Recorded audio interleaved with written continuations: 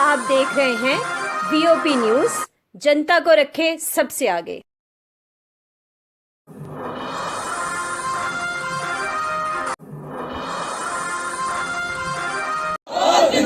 भारतीय मजदूर संघ। दोस्तों, जैसे सानी साहब ने बताया, आपको हर फील्ड में, हर प्रोफेशन में कुछ न कुछ प्रॉब्लम्स होती हैं जो हमारी।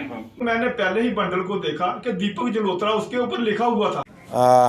जैसा कि रोशनी एक्ट को लेके यहाँ ये चर्चाएं हैं कि यहाँ बड़े बड़े नेताओं ने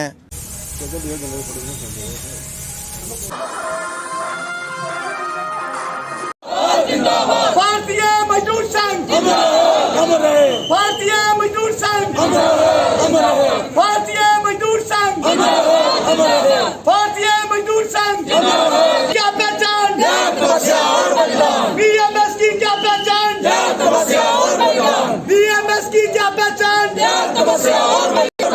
बीएमएस की क्या पहचान, बीएमएस की क्या पहचान। डॉक्टर सिप्लाई क्या चाहता है, डॉक्टर सिप्लाई क्या चाहता है, डॉक्टर सिप्लाई क्या चाहता है। सिप्लाई एसोसिएशन, डॉक्टर सिप्लाई एसोसिएशन। हम क्या चाहते हैं, हम क्या चाहते हैं, हम क्या चाहते हैं। सिप्लाई क्या चाहता है, डॉक्टर सिप्लाई क्या चाहता है, डॉक्टर सिप्लाई क्या चाहता है। हम सभी जो हैं धर्मार्थ ट्रस्ट एम्प्लॉयज एसोसिएशन पिछले कोई 8-9 दिन से सड़कों में धर्मार्थ ट्रस्ट के ऑफिस के सामने प्रदर्शन कर रहे हैं। हमारी कोई सुनवाई नहीं हो रही है। मीडिया में रोज़ दिखाया जा रहा है कि धर्मार्थ ट्रस्ट कर्मचारी जो हैं स्ट्राइक पे आज जहां कल जहां परसों वहाँ धरना दे रहे हैं, प्रदर्शन कर रहे हैं, लेकिन किसी ने हमारी जो मांग है वो नहीं सुनी है। हमारी जो मांग थी सिर्फ एक थी कि हमारी जो पे है इस समय महंगाई के समय में बड़ी कम है, अतः हमारी जो वेतन है, हमारा जो पे है वो श्राइन बोर्ड माता वैष्णो के बराबर किया जाए। ये मांग लेकर हमने सबसे पहले ये मांग जो है ट्रस्ट जो मैनेजमेंट है उसके सामने मांगी थी, रखी थी। तो उन्होंने इसके खिलाफ जो है हमारे जो मांगने वाले सबसे पहले जिन्होंने ये मांग की उन 5 व्यक्तियों को जो है सदस्यों को सस्पेंड कर दिया। तो इसके बाद ये दूसरा मुद्दा बन गया। अब हमारी सबसे पहली मांग है कि हमारे जो 5 एम्प्लॉयज एसोसिएशन के जो सदस्य जो हैं जो सस्पेंड किए हैं उनको बहाल किया जाए, और उसके बाद दूसरी मांग जो है वो श्राइन बोर्ड के बराबर हमारी पे की जाए। दोस्तों, जैसे सानी साहब ने बताया, आपको हर फील्ड में, हर प्रोफेशन में कुछ न कुछ प्रॉब्लम्स होती हैं जो हमारी मीटिंग हुई 4 तारीख को, उसमें कुछ प्रॉब्लम्स को शॉर्टलिस्ट किया गया, जो उससे एक मेमोरेंडम भी हमने बनाया। हमारी एक सबसे बड़ी प्रॉब्लम थी जो सानी साहब ने बताया, नॉन बजटिंग जो ऐड आती हैं उसकी पेमेंट हमें नहीं मिलती। वो पॉइंट और दूसरे पॉइंट को मद्देनजर रखते हुए हमने डिसाइड किया था 4 तारीख को कि कोई भी हमारा मेंबर नॉन बजटिंग जो ऐड है नहीं लगाएगा। कल एडवाइज़र साहब ने मुझे बुलाया, उन्होंने कहा जी कोरोना चल रहा है इसलिए आप एक ही आदमी आएंगे। जैसे कि आप सानी साहब ने बताया, मुझे इन सब ने मेरे पर विश्वास किया और मुझे कहा आप हमें रिप्रेजेंट कर। मैं वहाँ पर गया। मिस्टर यादव हैं जो एडवाइज़र हैं, is a young person like 40 years, very positive person, और बड़ी देर के बाद ऐसा अफसर मिला जो टू दी पॉइंट बात करता है और बात को जल्दी में समझता है। उन्होंने सारा मेमोरेंडम पढ़ा और 1-2 बातों के लिए तो उस चीज़ में उन्होंने एश्योर कर दिया। बाकी चीज़ों के लिए उन्होंने कहा कि हम जल्दी ही इन चीज़ों पर गौर करेंगे। आज जब हम यहाँ पर आ रहे थे, सुबह का 3-4 बार फोन आ गया और वही कंसल साहब का, वो कहने लगे कि आपने प्रेस कॉन्फ्रेंस की है, किस बारे में की है। मैंने उनको बताया कि ये प्रेस कॉन्फ्रेंस है, हमारी जो प्रॉब्लम्स हैं मीडिया की उनके बारे में। उनका मैं वो कहने लगे मैं सिन्नर गया हुआ था, आप मेरे से कभी शाम को मिले और मेरे से भी डिस्कस करें। और शाम को मैं कोशिश करूँगा मैं और सानी साहब या एक दो नुमाइंदे और हमारे जाकर उनको मिले, ताकि उनको नॉलेज भी आए कि हमारी क्या प्रॉब्लम है। सानी साहब ने अभी एक बात का जिक्र किया, जो आप सबकी प्रॉब्लम है इंश्योरेंस के लिए। यहाँ पर मैं एक चीज़ ऐड करना चाहता हूँ, मेरा बिजनेस जो है वो शराब के साथ मतलब है। इसी तरह एक फंड बनाया था एक्साइज डिपार्टमेंट ने, कॉर्पोरेट फंड कहते हैं उसको। हम जितना माल बेचेंगे उसका उन्होंने उनको एक अमाउंट का फंड देना पड़ता है, और गवर्नमेंट ने डिसाइड किया था जितना फंड जैसा कि रोशनी एक्ट को लेके यहाँ ये चर्चाएं हैं कि यहाँ बड़े बड़े नेताओं ने, बड़े बड़े जो सरमाएदार हैं, एक्स मिनिस्टर्स हैं, एक्स एमएलएज हैं, उन्होंने सबसे ज़्यादा फ़ायदा रोशनी एक्ट का लिया है। और उसमें जैसे कि आज की लीडिंग न्यूज़पेपर की बात करें तो इसमें यहाँ भारतीय जनता पार्टी के उधमपुर डिस्ट्रिक्ट की जो लिस्ट है, इसमें भारतीय जनता पार्टी के जो रामनगर के विधायक मिस्टर पठानिया रहे हैं, उनका नाम फिगर हुआ है। तो हम ये कहना चाहेंगे कि इस तरीके से गरीब आदमी को कुचलना और अपने लोगों को बेनिफिट देना, और ये आज की नहीं है, उसके खिलाफ कार्रवाई क्या हुई है, उसके खिलाफ एक्शन क्या हुआ है। और यहाँ तक मुझे ये पता चला है कि जब भारतीय जनता पार्टी के लीडर्स के नाम फिगर होना शुरू हुए तो 2 दिन से कुछ इस रोशनी एक्ट में बदलाव की भी चर्चा चल रही है कि इसमें हम कुछ बदलाव करेंगे, इसमें हम कुछ चेंजिंग करेंगे। आज से 1 महीना पहले तो क्लियर था कि जो भी रोशनी में जिसने भी बेनिफिट लिया होगा उसका डिसमेंटल करेंगे और सरकार उसको वापस लेगी। लेकिन जब इनके लीडर्स के नाम आना शुरू हुए तो अब ये चर्चा है कि सरकार जो है इसमें मॉडिफाई करना चाहती है और अपने मिनिस्टर्स को, अपने एक्स एमएलएज को और अपने जो पार्टी के वर्कर्स हैं और इनके जो बिजनेस जो है सपोर्टर है, बिजनेसमैन सपोर्टर हैं, उनको किसी न किसी तरीके से बचाना चाहते हैं। तो हम बीजेपी को कहना चाहेंगे कि अगर आप सिर्फ और सिर्फ अपने लोगों के लिए पॉलिटिक्स करते हैं तो अनफॉर्चुनेट है। गरीब आदमी को कुचलने की साजिश है, हर तरह से कुचलने की है। गरीब आदमी की ज़मीन छीनने की है, उसका मकान गिराने की है। लेकिन आप अपने लोगों को बचाने के चक्कर में इस तरीके के कानून लाते हो, ना कि पब्लिक के बेनिफिट में। तो आने वाले इस इलेक्शन में, और ये इलेक्शन जो चल रही है इसमें और इसका रिजल्ट आने में दिख जाएगा कि बीजेपी की जो दोहरी नीति है, डबल स्टैंडर्ड है, वो लोग समझ चुके हैं। और मैं लोगों को कहना चाहूँगा कि बीजेपी को इसका मुँह तोड़ जवाब दें। सर जेडे गरीब लोग न वो चिंतित हैं कि उन्हें नोटिस आते हैं, उन्हें तुस की आखना चाहते हो कि पैंथर्स पार्टी कुत्थे थोड़ी उंदे कन्नै खड़ोती दी है? असें ते इत्थे तक आखे दिता कि अगर सरकार नहीं मनदी है तो असें अगर पंजाब के किसान का अंदोलन है उंदे कन्नै भी अगर असें शमूलियत करना पौनी, उत्थे भी असें मंच साझा करना पऊ तो असें जाना है। क्योंकि पंजाब के किसान तो आखा दे कि साड़ी फसलें का, साड़ी सब्जियों का रेट जिहड़ा है वो साड़ी मर्जी के मुताबिक नहीं है। उनकी तो सब्जी के फसले के रेट की गल है, साड़ी जमीनां गै निकलियां। आज तो कॉल देने के मूड च आके एक बड़ी कॉल दी और पंजाब निकल जाए और उनके कन्नै अगर जरूरत पई जंतर मंतर धरना लाचे। और असें इसी लड़ाई की इसी पाई तकमील तक, इसी लड़ाई लॉजिकल कंक्लूजन तक इसी लड़ाई की लेना है, पाई तकमील तक लेना है। और ये पैंथर्स पार्टी पूरा शाना बशाना फोरफ्रंट उपर इन्हें गरीब लोगों की लड़ाई लड़ेगी और किसी भी सूरत पर गरीब किसान, गरीब मजदूर की जमीन जी है वो सरकार की खुसन नहीं देनी है। सर यूटी बनने के बाद अच्छे दिन आने हैं कि ये अच्छे दिन कि जेडे भी लोग न बेचारे जेडे जमीनदार फार्मर्स न, अज उनकी जमीनां जड़ियां न उनके हथ जातियां, उनके घर पुट्टन पर आए। यूटी बनने का पहला तोहफा है कि पहला तो तोहफा मिले कि सरकार दूई बारी बनाने का कि स्टेट की यूटी बनी। यूटी के बाद स्टेट सब्जैक्ट कानून खत्म हो गया। स्टेट सब्जैक्ट खत्म होने के बाद साड़ा जिहड़ा है डोमिसाइल बनाया, डोमिसाइल रद्दी की टोकरी पाया, फिर लैंड ला लिया कि हिंदुस्तान का कोई भी नागरिक जमीन खरीदी सकता, अपने बच्चे इतने नौकर कराई सकता। और उसके बाद साड़ी जमीनां खुसने का ये कानून बनाया। इस वास्ते मैं आखना चाहना कि बीजेपी ने जिस तरीके के काले कानून आंदे उसके खिलाफ जड़ा है एक मोर्चा खोली दा और लोगों पैंथर्स पार्टी की सिर्फ वोट पाई है, मोर्चा नहीं खोलना है। बल्कि ये बीजेपी ये सोचा कि बीजेपी के खिलाफ आंदोलन है, एक क्रांति है, ये रेवोल्यूशन का बिल्कुल लोगों बजाउड़ा और उन्नी देर तक जारी रहना जिन्नी देर तक बीजेपी पूरे तरीके कन्नै इत्थे साफ नहीं होंदी है। पहले डिप्टी सीएम साहब का बीजेपी के लीडर का नाम आया, हुण पठानिया नाम आया। तुहानूं की लगदा कि बीजेपी वाले जिहड़े ने वो किन्ना रोशनी एक्ट का इन्हें फायदा लेदा?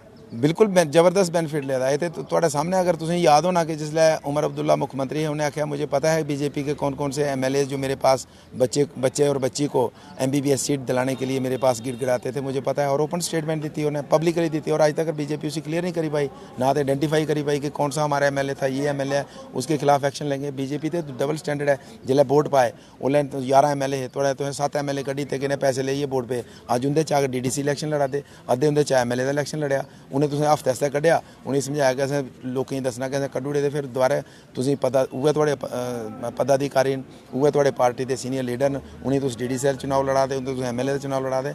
मतलब तुस किन्ना डबल स्टैंडर्ड करके जम्मू दे देशभक्त लोकें दे, इनोसेंट लोकें जेह्ड़े साढ़े बेचारे बहुत इनोसेंट लोग न और देशभक्ति दे नाम पर वो अपनी जान कुर्बान करने वाले लोग न, उ'नें किन्नी देर तक तुस मूर्ख बना के 70 साल होइए लोकें ब्लाइंडली अक्खां बंद करियै थुआढ़े कन्नै चलना, लेकिन तुसें हमेशा धोखा दित्ता जम्मू दी जनता गी, जम्मू संभाग दे डोगरें गी हमेशा धोखा दित्ता उसे। पठानिया और आखदे न साढ़े कोल 1 इंच भी जमीन नहीं है जी, हूँ ये साजिश है कि कल खून च वोट पाने न, इस वास्ते पैंथर पार्टी ये असें थोड़ा आख्या ते अगर वो पेपर के खिलाफ करो ना कार्रवाई, जिस पेपर ने और जिस सरकार ने किया उस सरकार के खिलाफ कार्रवाई करो, कोर्ट च जाओ कि माना नहीं दबा करो कि थोड़ी सरकार ने रेवन्यू डिपार्टमेंट ने थोड़ा नां की उछालिया है, इस पेपर के खिलाफ करो। इं मेरे ख्याल च वो तो इलैक्शन की वजह कन्नै अपने आप की बचाने की कोशिश करा दे। और वैसे भी मैं तुसें आखना चाहना कि वो अपनी ज़मीन पूरी तरीके खोई देन, और जिस तरीके का उनका उत्थे रवैया है पैंथर्स पार्टी के लोगों की मरवाने का, उनके पर अटैक करवाने का, वो गलत फहमी के शिकार ने कि अगर अटैक कराइए साढ़े लोगों की मरवाई है या गालें कढ़ाई है वो वोट ले लेंगे।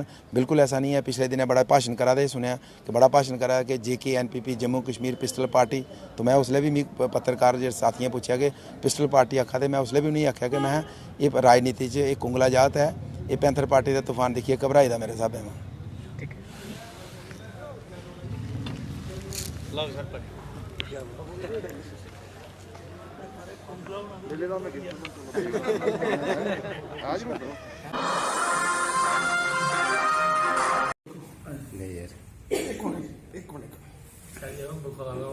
ये रोशनी स्कैम जो है वो पूरे जम्मू कश्मीर में इस वक्त जो है वो एक चर्चा का विषय बना हुआ है।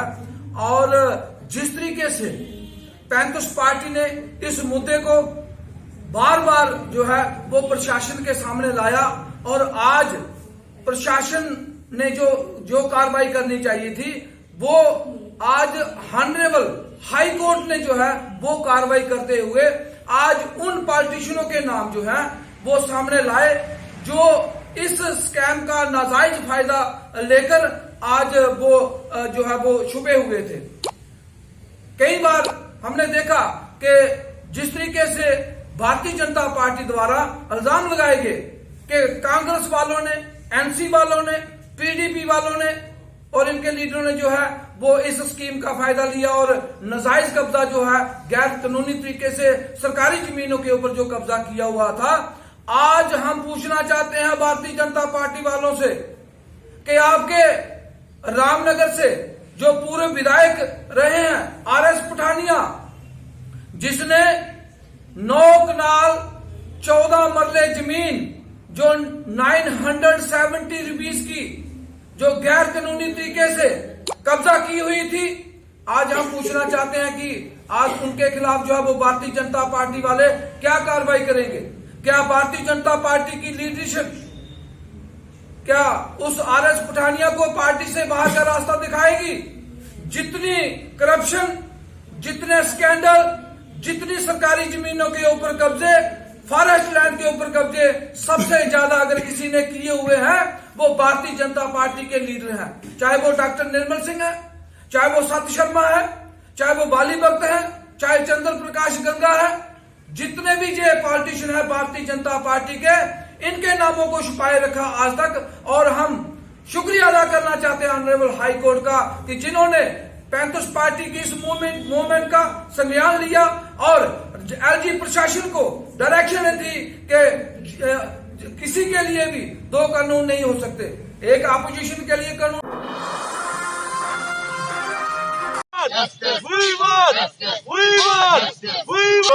रिलीज करो बच्चों के लिस्ट को, रिलीज करो बच्चों के लिस्ट को, रिलीज करो भारत सरकार 45 बच्चों को, भारत सरकार 45 बच्चों के लिस्ट को राज्यपाल कोर्ट को 45 बच्चों के लिस्ट को।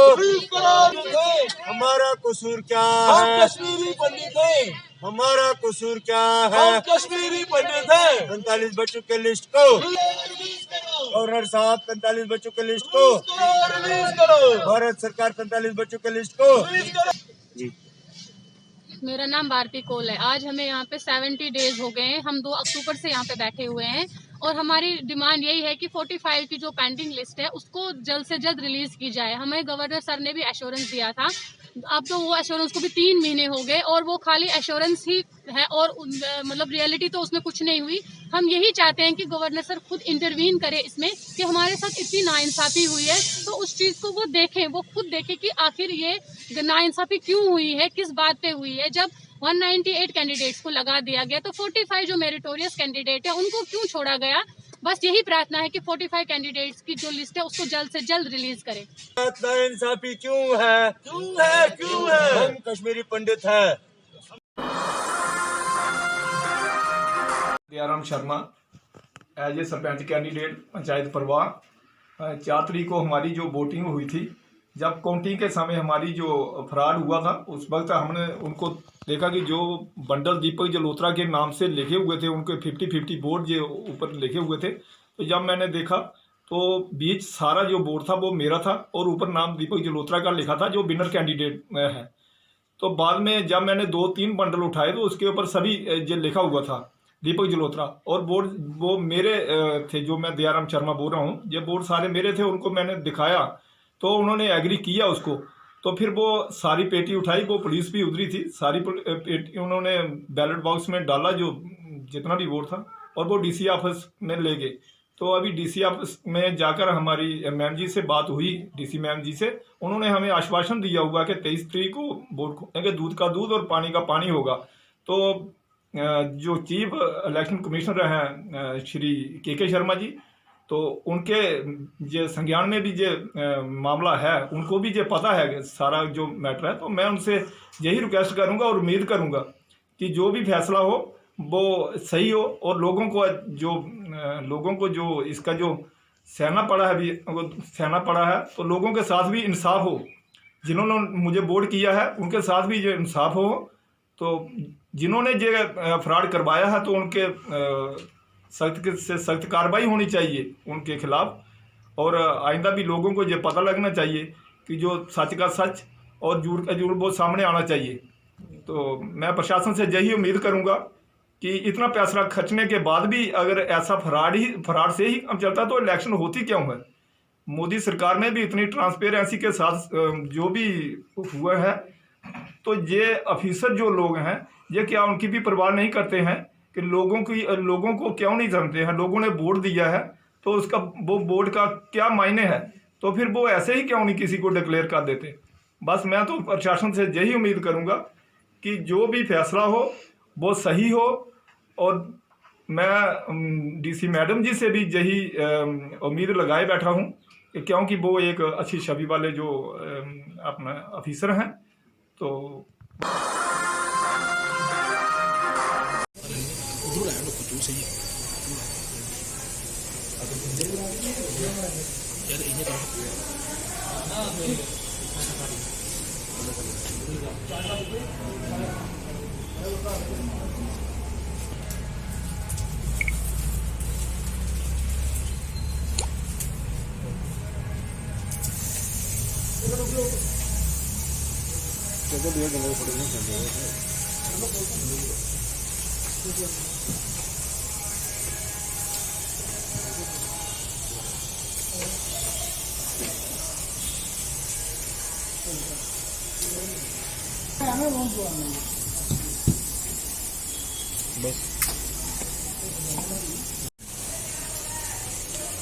सर लेट हो गया हमारी ऑल इंडिया कांग्रेस कमेटी की जो अध्यक्ष है श्रीमती सोनिया गांधी जी, आज उनका जन्म दिवस पे उनको शुभकामनाएं देते हैं अपनी युवा कांग्रेस की तरफ से।